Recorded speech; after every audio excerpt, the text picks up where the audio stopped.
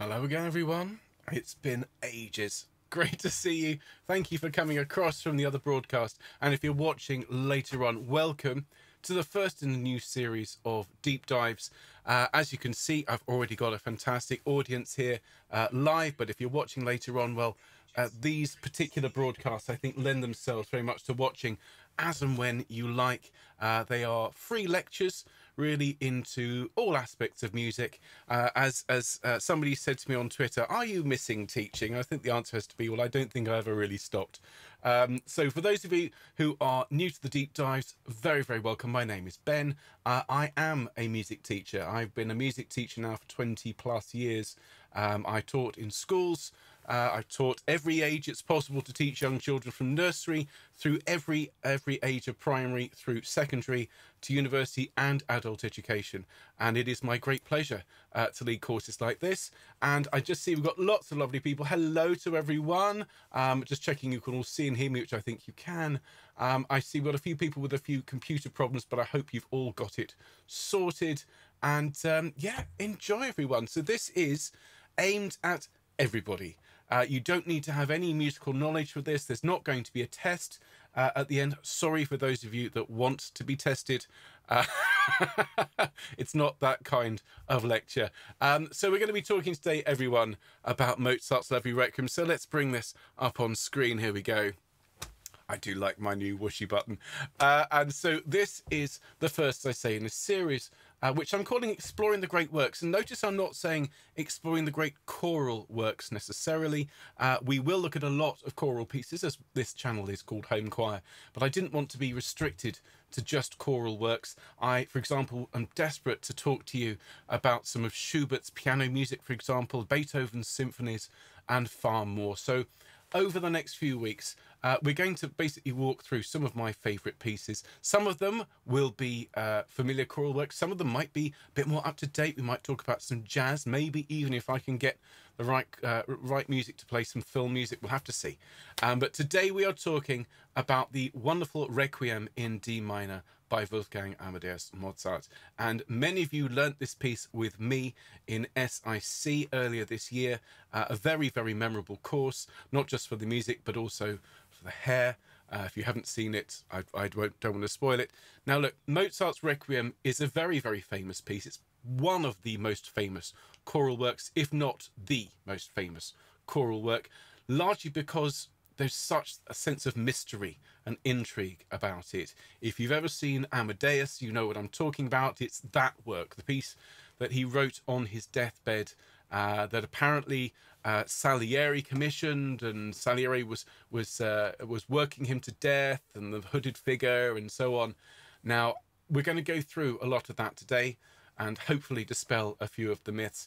If you aren't familiar with the work, however, in its entirety, can I commend it to you as one of the great life experiences to enjoy it? And certainly seeing it live at the moment is almost impossible, but to listen to it, it's just staggering, staggering music. So let's crack on straight away, ladies and gentlemen, with a couple of slides which these reflect pieces that were produced in the same year as the Requiem. Now, we know Mozart wrote the Requiem on his deathbed. He died before it could be completed on the 5th of December 1791, and he was only 35 when he died, incredibly young.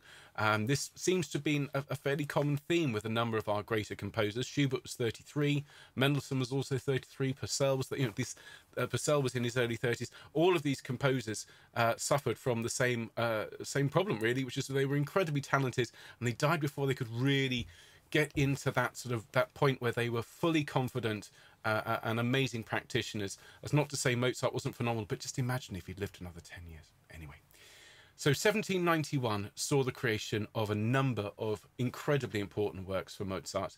It was also a really fateful year. A lot went wrong in his life. He was a child prodigy, as many of you I'm sure know, and he did enjoy, actually despite the legends of him dying penniless, he did enjoy a fair degree of success during his life, but the last couple of years were extremely tough and almost certainly contributed to his early demise. So in addition to the Clemenza di Tito, which is Tito, I should say, which is his opera seria, that is to say his serious opera, he also wrote two other major works. One was the Magic Flute, the Zauberflöte, which you'll see this is an actual set design from 1791 for the first performance for the Queen of the Night's aria. Can you just imagine that as a wonderful, wonderful set? And so he produced these works, and he also wrote this Requiem Mass. And the Requiem is a very, very important genre, I suppose, of choral work. And this chap here, this is Mikhail Haydn, not Joseph Haydn. This is Mikhail Haydn, the younger brother of Joseph. And Mozart followed the structure for his Requiem that Mikhail Haydn had laid down. Prior to this, the Requiem, well, it was a standard liturgical structure, but it wasn't necessarily constructed in a particular way. There are a number of movements that you can include, including an introit, a gradual, an offertory. You can have communion in the middle of it, but the structure that Mozart followed had the Kyrie eleison, the Requiem Aeternam, I should say, Kyrie eleison, Dies Irae, and so on, including a Sanctus and an Agnus Dei and an in Paradisum at the end. Now, subsequent composers, thinking about, for example, Fauré, did away with a lot of the fire and brimstone and brought in more elements, and modern composers bring in all sorts of additional structures and additional elements to make the Requiem their own. But Mozart wrote his Requiem following the example of Mikhail Haydn here. And of course, the origins of the Requiem date back to really the first millennium, with the origins of Christianity and the birth of Gregorian chant in the churches. So Mozart was supported by a long tradition when he wrote his Requiem. But why did he write it? Well, it's interesting. Mozart knew he wasn't well. He suspected he was dying. We'll talk about a little bit more about that in a minute, but we know he was aware of his illness because he wrote to his father. And the letters between Mozart and his father are some of the best documents we have to get to know Mozart. And we really get to see a side of his personality that really shines through in his music, an honesty that he showed to his father. And throughout his life, Mozart had a complicated relationship with death. He lost his mother very, very young. Was surrounded by poverty and death in the cities that he lived in. And he wrote to his father, this is very, very moving, "As death is the true goal of our existence, I formed during the last few years such close relationships with this best and truest friend of mankind that death's image is not only no longer terrifying to me, but is indeed very soothing and consoling." And these are Mozart's words, albeit translated into English. And with that in mind, everyone, you have to look at the Requiem in view of these words. The piece itself, it does have some fire and brimstone, the Dies Irae, of course, and Confrutatis, are very loud, very dramatic movements, but the vast majority of the music in the Requiem is either mournful or it's beautiful and it's restful and it's soothing and consoling. And if you compare it to other composers who have set really fiery and aggressive Requiem masses, Mozart's is actually very, very gentle and very beautiful for that. So it's worth bearing in mind, as I say, these words he wrote to his father. Now, this calm towards death can be sort of seen throughout the Requiem, as I say. And interestingly, Mozart, as I said, he knew that he wasn't well. He suspected that he was dying. He wrote that he believed that he'd been poisoned with something called aqua tofana, which is a very, very slow-acting poison. And then, I suppose, sensing his end, when he was commissioned to write the Requiem, he effectively wrote it for himself as a kind of final confession. And Tofana, I've heard about aqua tofana throughout my life. I've read this particular letter, but I never actually, until researching this particular deep dive, I never thought, what is aqua tofana? And it is based on arsenic, and it was a particular favourite preparation of this lady here, Giuliana Tofana, who was a 17th century Italian retailer of bespoke poisons, and she was also a pioneering feminist. So we have a lot of writings about and by Giuliana Tofana, and she sold this lethal invention, aqua tofana, as a way largely to ladies who wished to be rid of their husbands. So if you'd like to support the channel, there's a link in the description. You can buy your own one on Amazon Prime. They might have sold out, but there we are. That's aqua tofana. So let's talk a little bit more about where Mozart was in terms of his headspace leading up to the creation of the Requiem. Now, I said things had actually gone quite well for Mozart in his late 20s and early 30s. He was in Vienna. He was very much the favourite of the emperor. This is Emperor Joseph II. And the emperor was a huge fan of the arts. This is where the phrase "too many notes, Mr. Mozart" came from.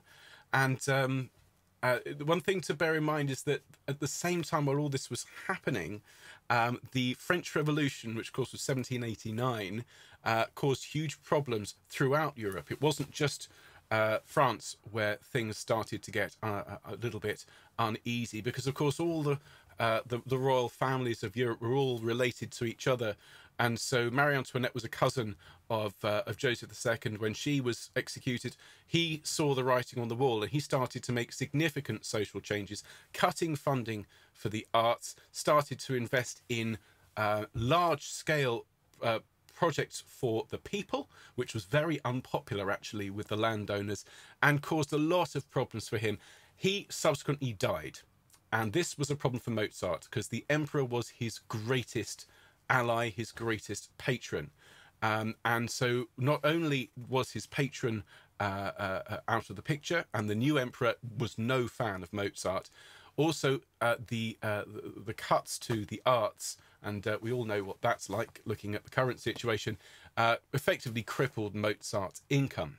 And so the fact he was a Freemason as well didn't help, because the Freemasons were still seen as a sort of shadowy society, not trusted, despite the fact that they were actually quite a well-meaning bunch, particularly in those years. So things were not going well for Mozart in 1789. This is still 2 years before he died.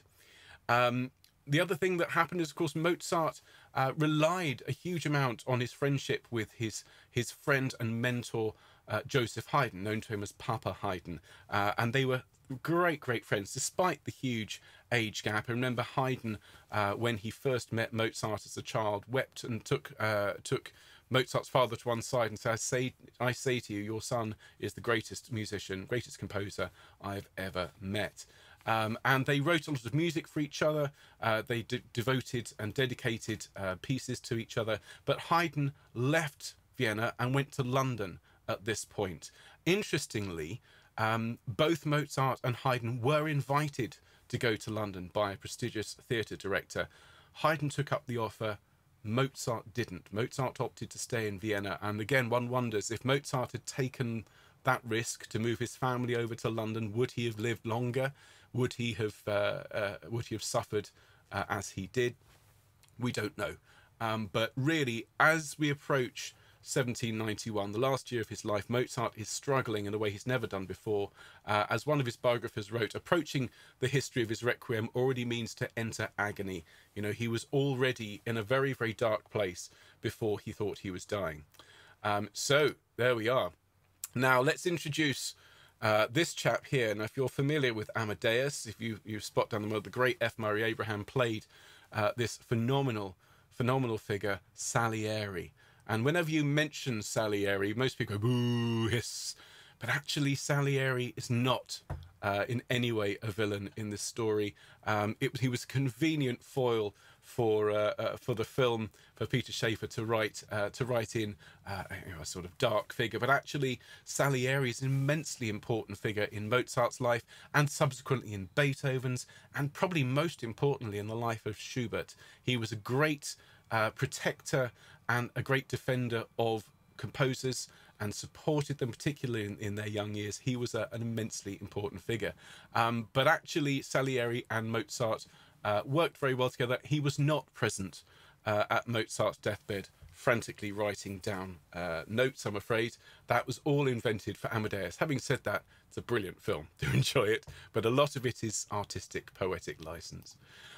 Now, the real villain, I suppose, if you want to identify a villain in the story of Mozart's Requiem, is this chap here. But he's not really a villain, because without Count Franz von Walsegg, we wouldn't have the Requiem.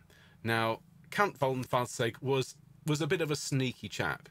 He had a habit of commissioning works from composers, paying them handsomely, and then passing them off as his own. He had his own orchestra, he had his own choir, and so he would, you know, who's going to believe this young composer, particularly if he's written his name, and I wrote this on the front of it.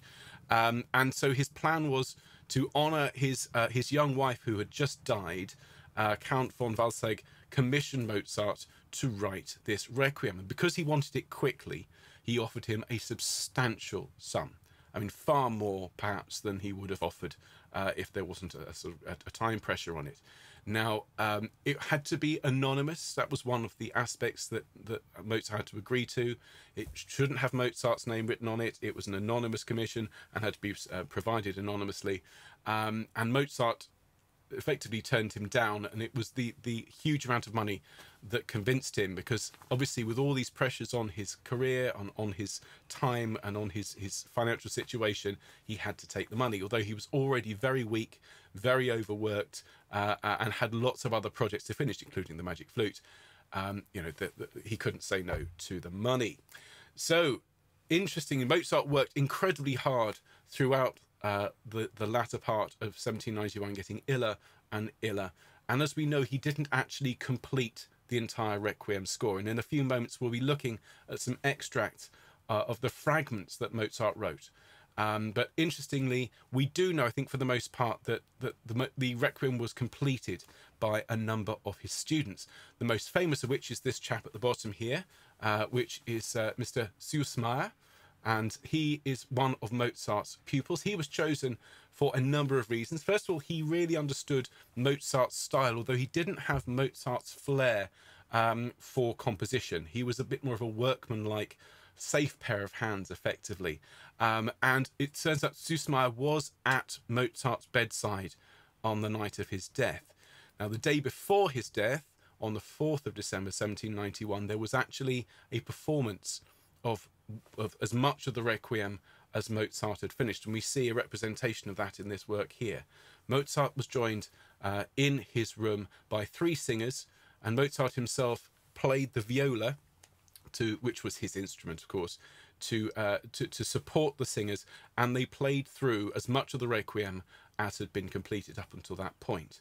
And he'd written a substantial part of it. He hadn't yet written the Sanctus, the Benedictus, or the Agnus Dei, and of course the Lux Aeterna and Cum Sanctus and so on hadn't been finished, but the assumption was that that would just be a repeat of the first movement musically. Now, there are all sorts of legends about this last performance. There is a particular legend that they got to the 8th bar of Lacrimosa, Homo Reus, which is as far as Mozart had written in that movement, and Mozart burst into tears, convinced those were the last words he would ever set to music, and it probably is the case that they were. Whether that's true or not, we don't know. That's a legend. But we do know that he was too ill to continue with the performance. He didn't go on and play the subsequent movements. He did leave sketches, quite a lot of sketches actually, for Hostias and Quamole Marbrahe and so on that followed. But he called Süssmayr in, and they sat, and Mozart told him how he wanted the Requiem to be completed. So this is why Süssmayr is most associated with the completion of the Requiem, but there were others who worked on it, in particular his other student, Herr Ebler, and we'll see in a minute where his contributions came in. He was one of the people who was responsible for filling in the parts from Mozart's notes. Now, tragically, at midnight on the 5th of December 1791, Mozart died. And he was buried the following day in a mass grave in St. Mark's Cemetery in Vienna with 16 other bodies. And this is sort of over the years come to suggest that Mozart died in abject poverty and was buried in a pauper's grave. But actually, you know, this was the common way. The plague was very, very prevalent. Space was at a premium. Mozart was not a member of the nobility. He was, you know, a commoner, relatively speaking, and this was fairly common for everyone to be buried in a mass grave. I see from the notes people saying, I didn't know the viola was Mozart's instrument, always thought it was the piano. Of course, he played the piano beautifully. His his preferred string instrument was the viola, as was Haydn's instrument. It meant they could sit in the middle of the orchestra and direct everyone else. That's not to say he couldn't play the violin as well, but the viola was seen within the stringed section as the lead instrument. Interesting how things change.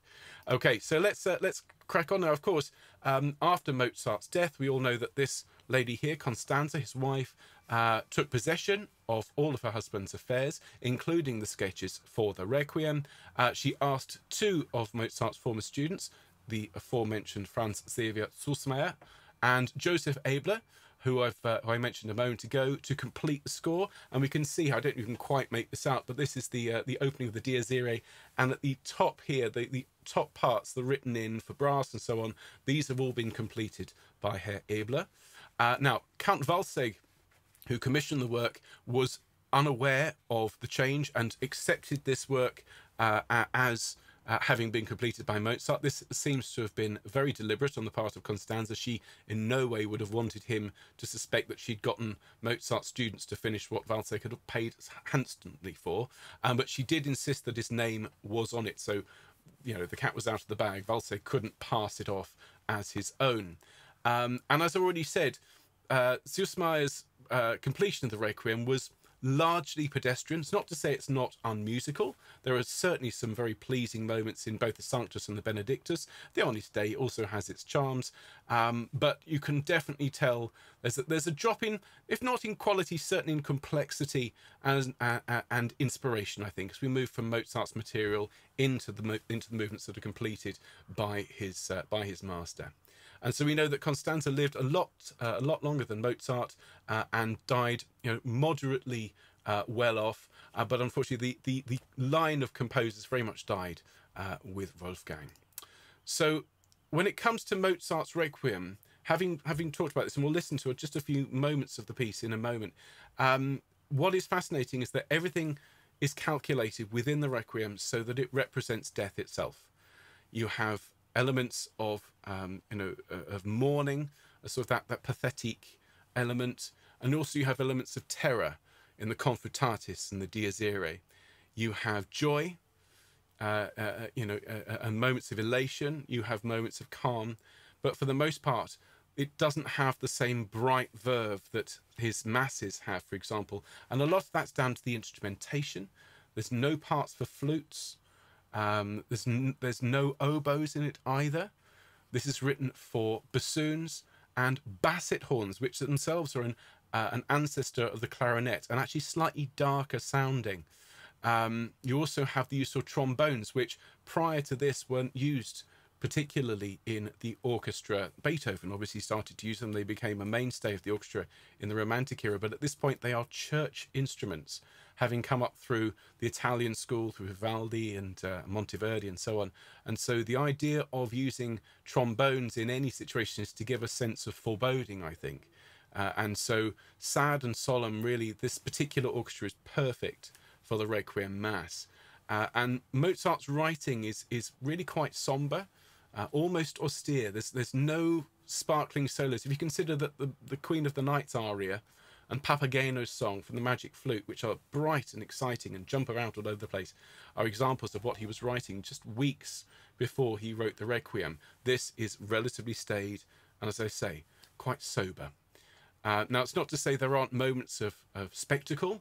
The Dies Irae, as already mentioned, is just pure fire and brimstone, and Confutatis, you know, it's like an incredible storm hitting, and everything trembles in angst and fever and impatience. And really, Mozart's last composition is just sublime. It's even though he didn't finish it, the reason it's so beautiful and so loved is because he poured his heart and soul into it. As I've said, almost like a final confession. So what we're going to do, ladies and gentlemen, is we're going to listen to a few elements of this. And what I have for you is a very special treat. I've linked to the full performance in today's description, and I'm just going to get the details up so I can tell you about them. But this is a particularly... Oh, what actually happened to that? I say I've linked to it, but I clearly didn't save it. I shall make sure that it ends up in the description following this. But it is a performance of the fragments of Mozart's Requiem, so only the bits that Mozart wrote, and this was recorded in 2016. It's a wonderful, wonderful performance, very, very moving, as you'll hear. So let's listen to the opening, and remember, Mozart only completed the orchestration of the opening 2 movements. So that's Requiem Aeternam, Grant Them Eternal Rest, and Kyrie Eleison, Lord Have Mercy. Let's listen to a little bit of the opening for this. I'm just going to change headphones so I can listen along. And if you want to conduct along at home, I certainly will. It's just absolutely sublime. Here we go.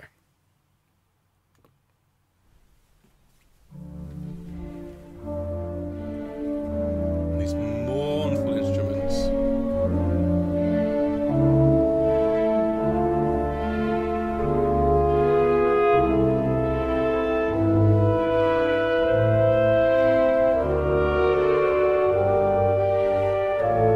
And these instruments seem to be crying.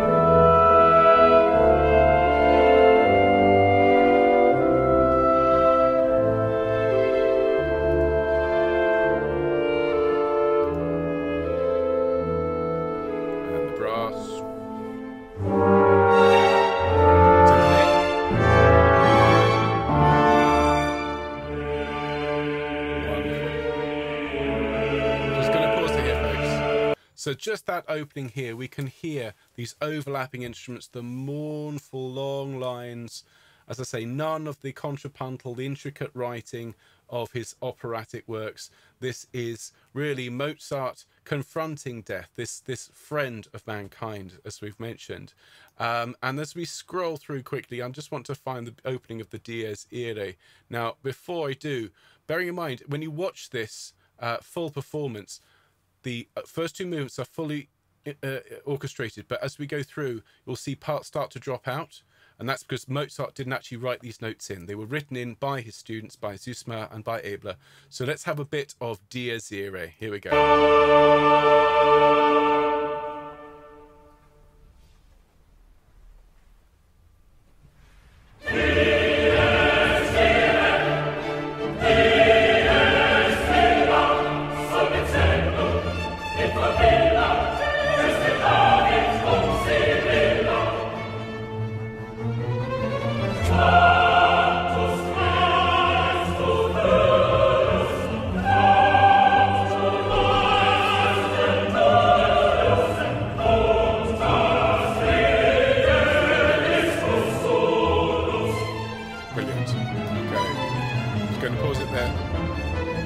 Just had to let that cadence land.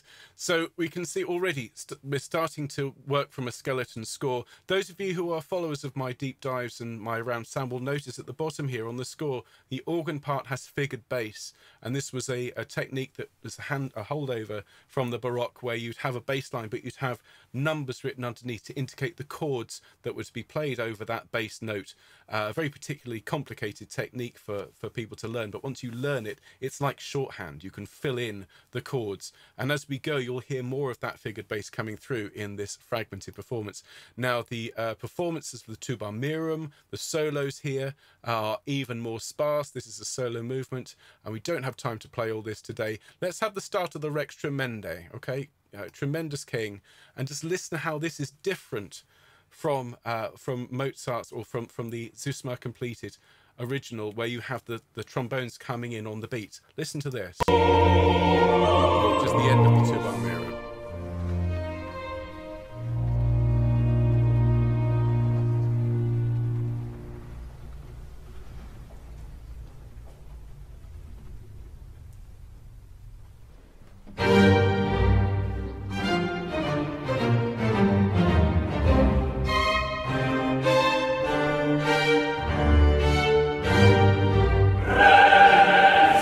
Sounds so powerful.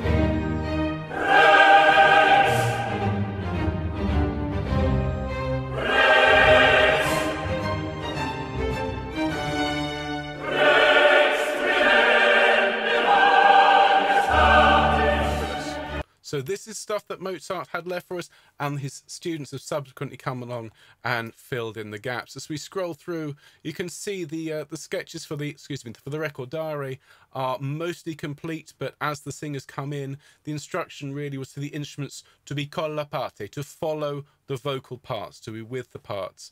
And so it's rather sparse, just some of the instrumental parts filled in. Now we come to the last two movements, or I say the last two movements that Mozart worked on. It's not to say the last ones from the Requiem, but the Confutatis. Have a listen to this. It's just the bass and the voices. It's really quite something. It's at the last few moments, of the Recordare. Here we go. So here's Confutatis, this fire and brimstone.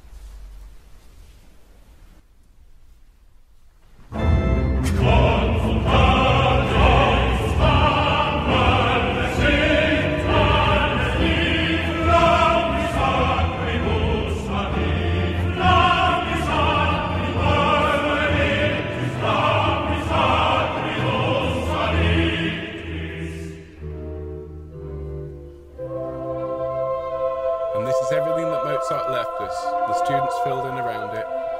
You'll hear the organ playing chords in a minute for the figure bass.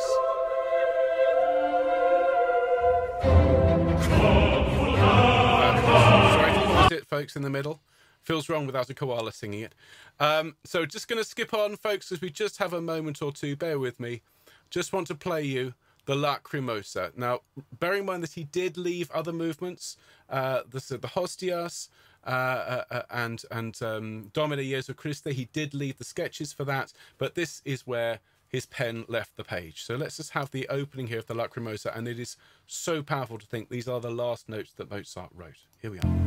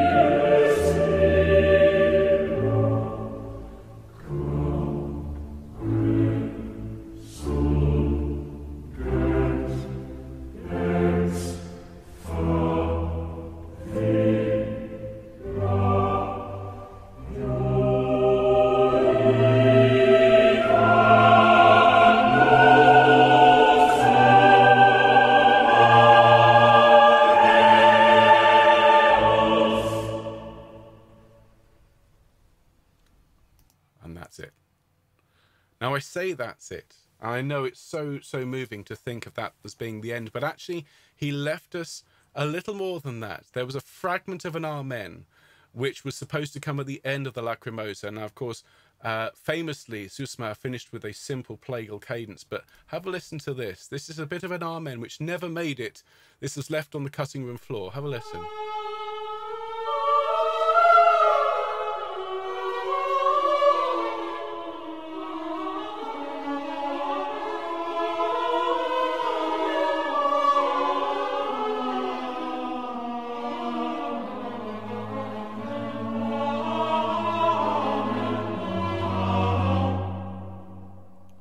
That's all we have. And that, to me, this is one of the great tragedies, is that we have two incomplete movements, and Susma felt, I think, confident to finish the Lacrimosa, but not confident enough to finish the Amen because it's so fugal. People have tried to reproduce it, including H.C. Robbins Landon, who did a version of this, which I sang. He didn't do a particularly good job. So it is great, truly one of the great tragedies that we don't know what Mozart would have written if he'd had the chance to finish it, but we have enough to be aware that it was one of the great choral works of its time, and in fact of all time. So everyone, thank you for your time today. I hope you've enjoyed our first deep dive in a while. If you enjoyed it, well, we'll be back next week. We're going to have a special one next week. For those of you on the SIC Russian week, we won't be doing a Classics and Trad next Wednesday because it's summer school week next week and there's just such a lot on. But we will have a deep dive at 2 o'clock next week on Rachmaninoff's All-Night Vigil, commonly known as the Vespers. So come along at 2 o'clock next week. It's a half-hour show, and we'll be talking in a little bit more depth about this great work, about this great composer, and it's a bit of background for those of you who are on the SIC summer school, and for those of you who aren't, well, you're going to enjoy it anyway. So we'll see you for that. Otherwise, we'll be back on Friday for Fun Friday. Lots to look forward to. We're back at 1 p.m. on Friday just for this week, so please don't come along at 2 because you'll have missed it. All right, everyone, so all the very best, and do enjoy your day. Take care, everyone. Bye-bye.